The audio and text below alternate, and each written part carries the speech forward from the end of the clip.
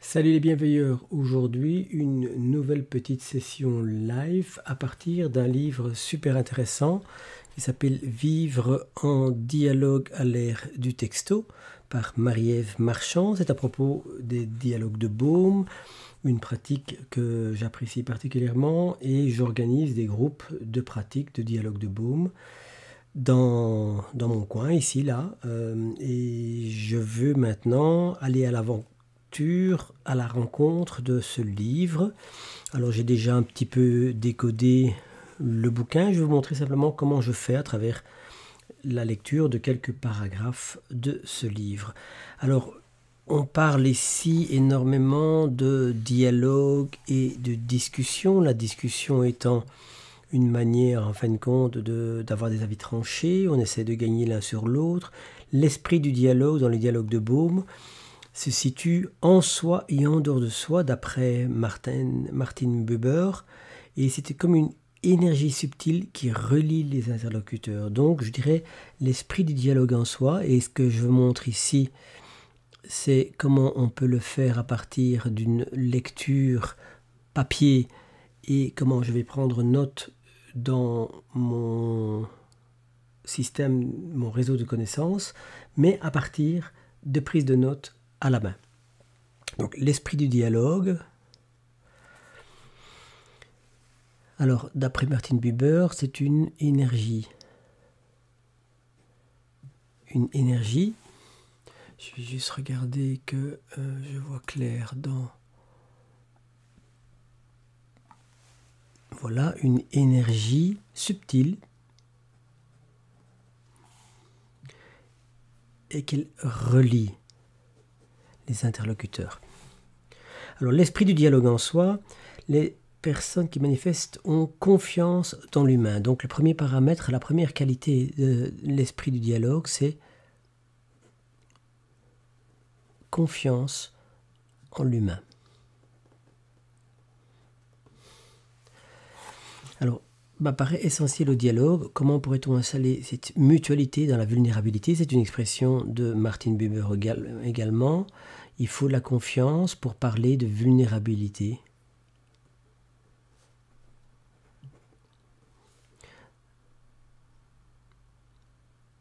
Et de mutualité.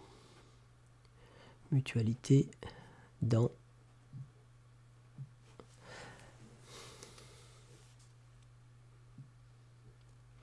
Donc c'est une question de approcher les autres, autrui, avec confiance. Ça, c'est un premier paramètre. Ok ? Ce que j'avais vu ici, c'est qu'il y a cette confiance de l'humain par opposition aux empêcheurs de dialogue qui ont une attitude de méfiance ou d'agressivité. Donc le contraire, c'est le contraire de méfiance ou agressivité.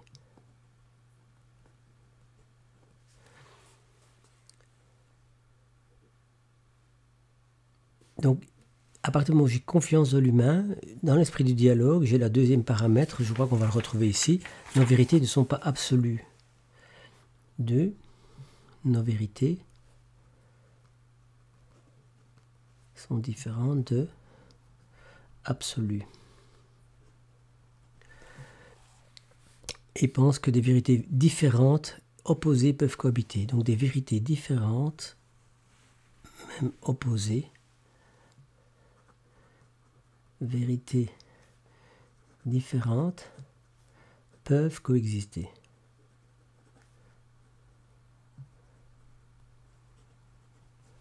Voilà.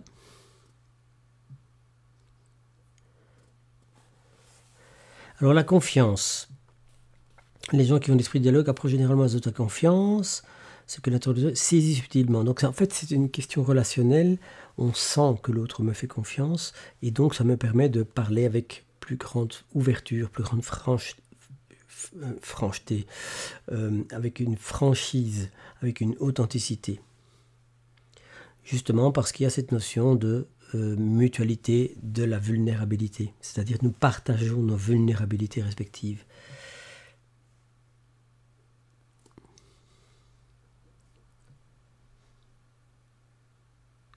Alors ici, on peut détecter au-delà des mots la croyance de base d'une autre personne pour qui la nature humaine est fondamentalement mauvaise ou stupide. Dans un échange, les méfiants cherchent à attraper leur interlocuteur en flagrant délit de distorsion de la réalité. Donc c'est en fait le jeu de avoir raison ou avoir tort, okay, ou donner tort. Or, la plupart du temps, les incongruités dans le discours sont dues à des angles morts, c'est-à-dire des craintes sur le fond de la pensée qui feraient qu'on n'exprime pas pleinement ce qu'on pense. Alors, les vérités ne sont pas absolues. Confondre conviction est différent de vérité absolue. J'aime bien le mot conviction. On verra plus tard probablement que c'est bien d'avoir des convictions. Donc c'est légitime d'avoir des convictions, mais on ne doit pas les imposer. C'est légitime, mais pas les imposer.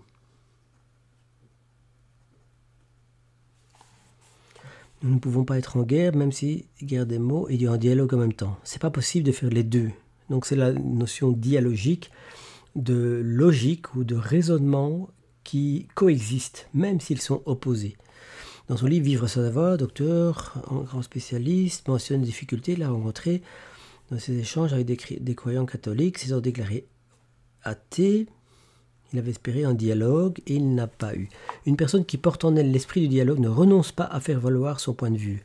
Donc je peux avoir des convictions et je peux les faire valoir.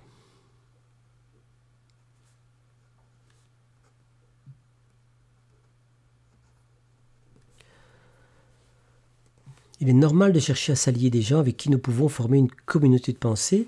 Ainsi, ceux qui ont une orientation politique claire aiment se retrouver avec les membres de la même allégeance. Tout ça, c'est très logique. La différence entre la personne qui a l'esprit dialogique et celle qui ne l'a pas, c'est l'impossibilité pour cette dernière de considérer comme acceptable une position qui s'oppose.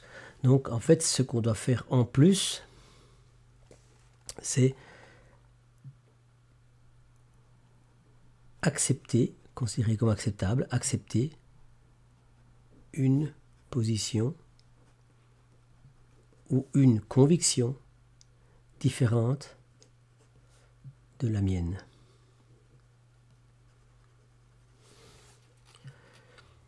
Les autres comme source de richesse, en fait, la notion de autrui égale source de richesse. Et on voit cette notion dialogique, étant donné qu'on accepte des vérités parfois même en opposition, je vais être curieux, avoir une curiosité chaleureuse. Chaleureuse, c'est la qualité du contact, et la curiosité, c'est mon intérêt pour ce qui est différent de ce que je pense, moi. Donc moi, je vais noter curiosité chaleureuse. Ça me paraît important. Cette vision du monde essentiellement altruiste reflète un amour pour la diversité. Donc il y a altruisme,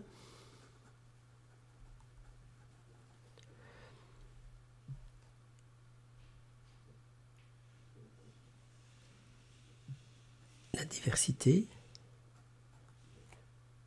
soif d'entendre. Donc on a bien cette curiosité, cette soif d'entendre. Elle est fondée sur l'acceptation que nous sommes tous reliés. Nous sommes reliés.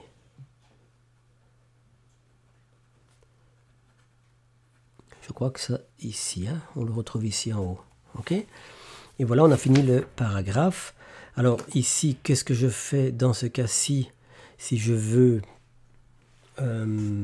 intégrer ça dans mon réseau de savoir? Naturellement, je peux bien sûr tout recopier, mais le style, la manière de mettre en page va jouer un rôle. Alors qu'est-ce que je vais faire? Je vais simplement, là maintenant, prendre mon téléphone et prendre un snapshot, donc une photo de cette page que je viens de faire.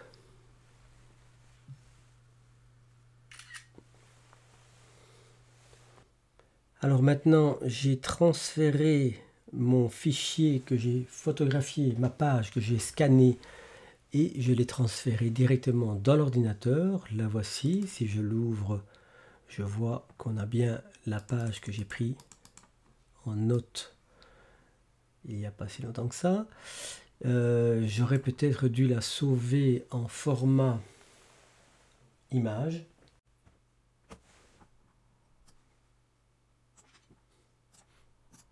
Voilà, je fais en forme de capture d'écran. Je pourrais bien sûr noter le nom. On est en 2022, le 6 mars. Prise, note, vivre, dialogue. C'est le 3e document que j'ai rédigé. Et je vais maintenant fermer ceci et ouvrir ma page dans Obsidian. Et je vais maintenant, je vais faire une ligne pour interrompre ce que j'avais fait auparavant. Et je vais copier la note ici. J'ai donc maintenant dans mon Obsidian mes notes prises à la main.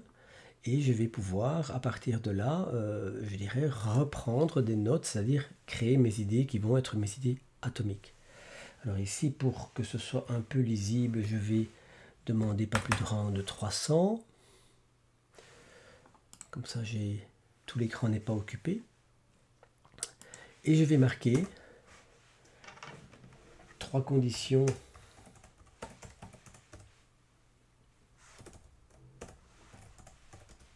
de l'esprit de dialogue.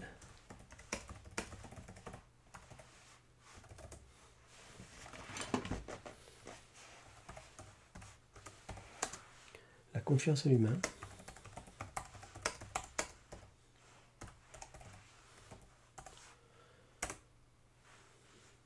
Nos vérités ne sont pas absolues. Et l'autre, autrui, on va dire, autrui est source de richesse. Ce sont les 3 conditions. Je peux maintenant les développer plus loin, plus avant. La confiance dans l'humain. Je parle de cette notion de mutualité, mais d'ailleurs j'en avais fait un lien, donc je vais la noter. Mutualité dans la vulnérabilité.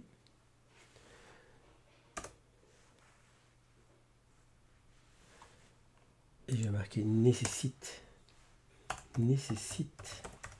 cette confiance.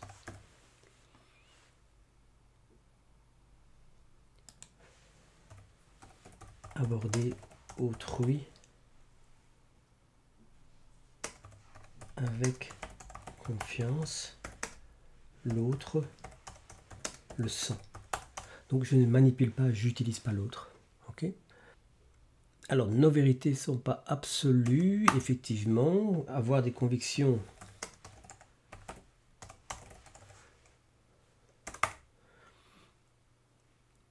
c'est légitime.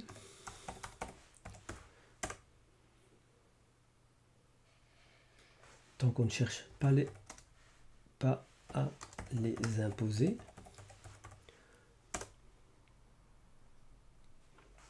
Je peux les faire valoir.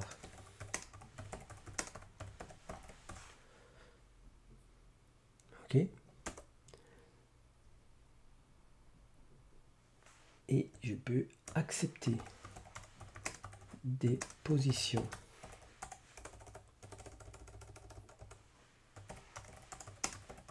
différentes de la mienne. Ça, c'est l'esprit dialogique. Je crois que j'avais un lien, je vais vérifier. Dialogique. Non, c'est pas dialogue, pardon, je me suis trompé, on recommence. Dialogie. Edgar Morin. Autrui est source de richesse, c'est la notion de curiosité. J'adore cette expression, curiosité chaleureuse. altruisme,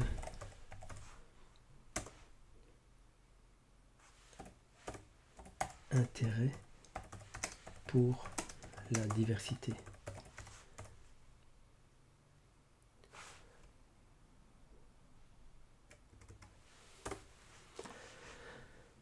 Voilà, vous voyez que ici j'avais déjà fait cet exercice avec un ensemble de considérations. On voit la feuille et on voit chaque fois que je note pour ce livre-là, dans l'introduction, ensuite dans les différents chapitres. Et c'est ce que je vais faire tout au long du livre, c'est-à-dire prendre note à partir d'un exemplaire papier, prendre note dans mon carnet, parce que écrire à la main, c'est quand même autre chose. Mais je peux très bien faire de même et simplement à partir de ce que j'ai souligné dans le livre, essayer de directement noter dans la note du réseau de savoir. Par exemple ici, si je regarde deuxième invitation, écouter jusqu'aux os, d'accord? Le problème c'est que je dois bloquer la page quelque part. Et donc si je peux faire aussi, c'est que ici je vais marquer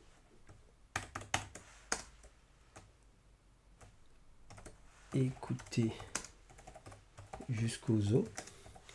Ici c'est une prise de note de lecture, donc j'essaie d'être précis dans la structure que m'impose ou que me propose l'auteur ou l'auteure ou l'autrice. D'accord? Alors ici je vais parler d'écoute active, c'est-à-dire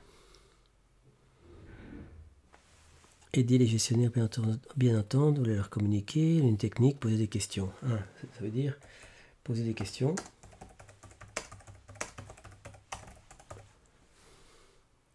Et reformuler, formuler, autre mot, et avec question.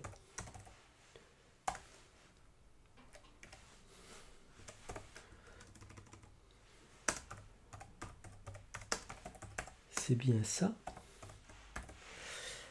par exemple.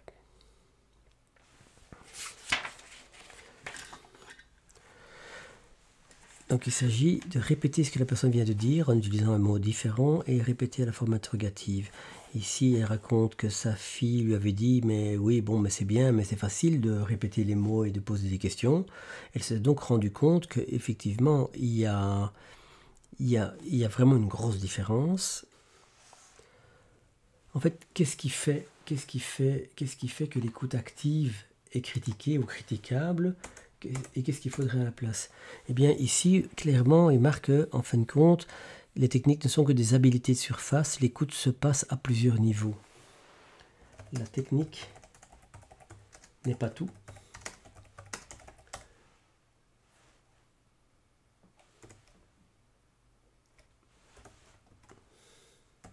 L'écoute se passe à plusieurs niveaux.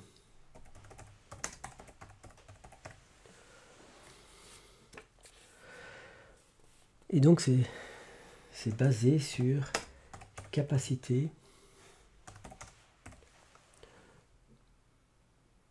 à être réceptif,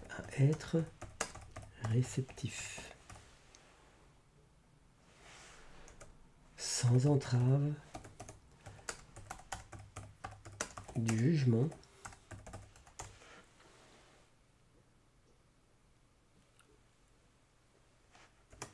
ni d'attente.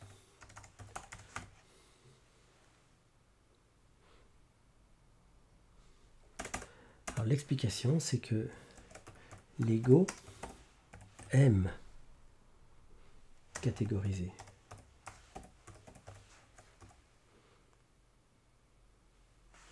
Et il le fait à partir d'expériences du passé. C'est normal, c'est la mémoire.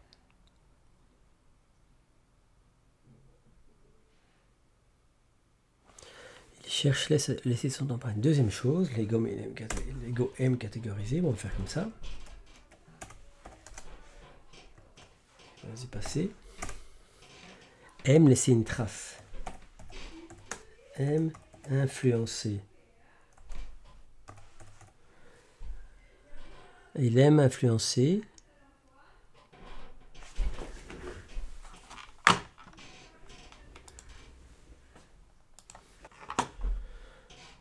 On aime influencer, laisser un impact sur l'autre. D'accord? C'est pas nécessairement pertinent, de même, on cherche à laisser une empreinte sur l'autre. Voilà. Et je suis important. Bref, j'aurais affecté sa vie, donc je suis important.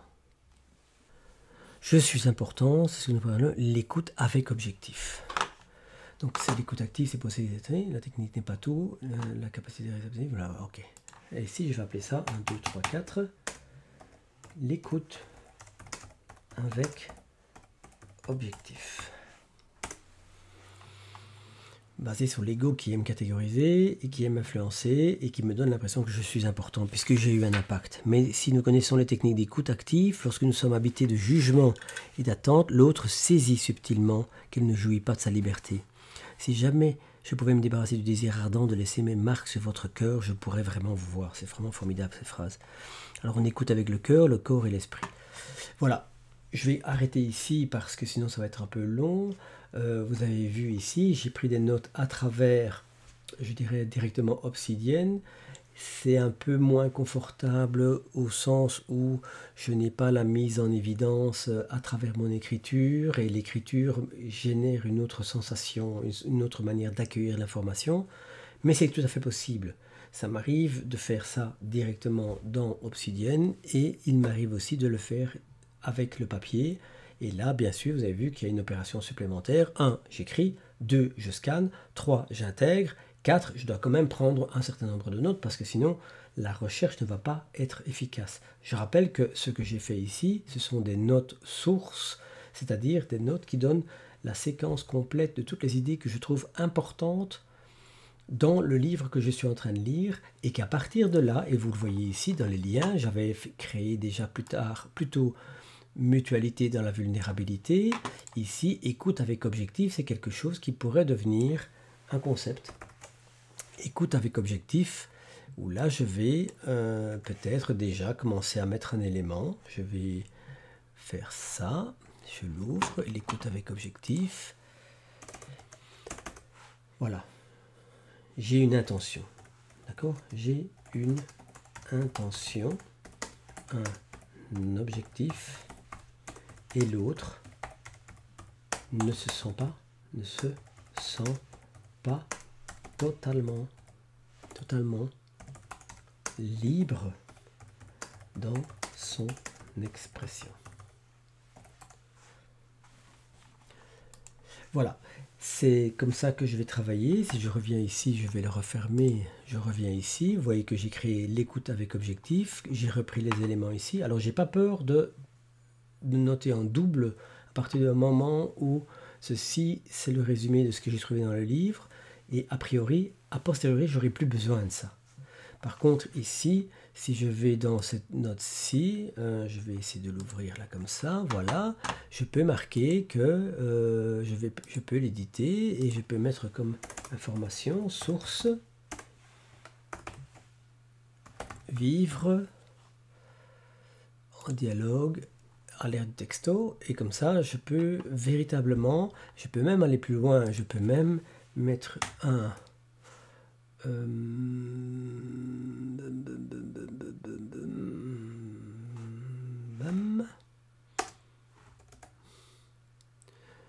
Ah oui, et ici,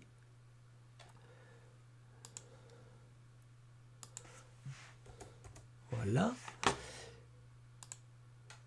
Oh, j'ai fait une petite faute ici. Vous voyez, il y a cette tag qui est ici. Je vais le changer en renommant.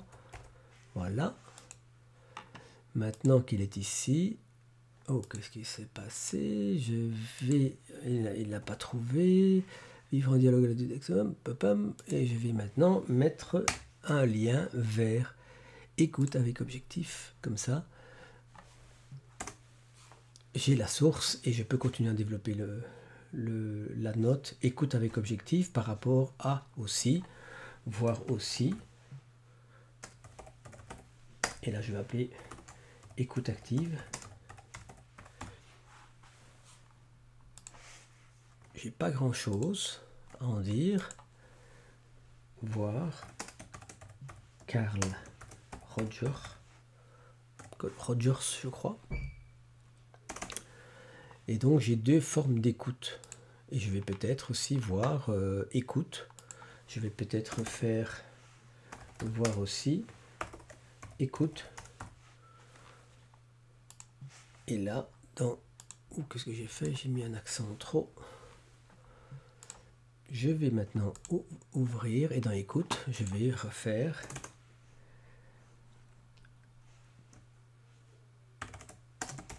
type d'écoute.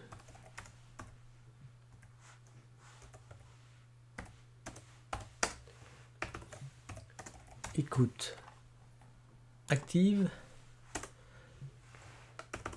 Écoute avec objectif. Et voilà comment on est déjà dans la deuxième phase, celle qui consiste à véritablement créer mon réseau de savoir, à connecter les éléments entre eux. Et je vais partir, vous avez vu, j'ai commencé avec la note où j'ai mis en série. J'ai noté l'écoute avec objectif. L'écoute avec objectif, j'en ai fait une page. Je mets le lien avec la précédente, comme ça je sais d'où je viens. Mais je fais aussi un lien avec écoute active. Et là, je vais voir écoute. Je peux le mettre ici. Là. Et je peux mettre aussi écoute tout court. Voilà, je vais arrêter là. Vous avez compris un peu la démarche. J'espère que vous allez faire des belles explorations avec vos données. Et il n'y a pas de mauvaise solution, il n'y a que des solutions qui vous conviennent. N'hésitez pas à jeter celles qui ne vous conviennent pas pour aller vers celles qui vous rendent encore plus efficace avec votre connaissance et vos informations. Allez, ciao!